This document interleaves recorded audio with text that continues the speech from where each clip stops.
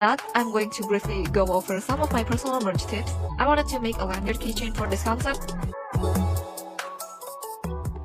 So here's the final design, and I also want to add a semi-transparent color layer to the acrylic. If the color is set, you want to change the name of the layer into semi-transparent. It's also advised that you convert the design file from RGB color to CMYK color. Now you can save this file as a PSD. It's a good idea to make mockups like this so that no communication is missed. So I put together my acrylic charm PSD, a lanyard PSD, my mockup image into one compressed folder, and upload that into this upload artwork section in Vograce website. If you have any discount codes, you can apply it here. Speaking about discounts, Vograce has new promotions every month where you pick certain products to be discounted for that month, and for March, these are the list of the items.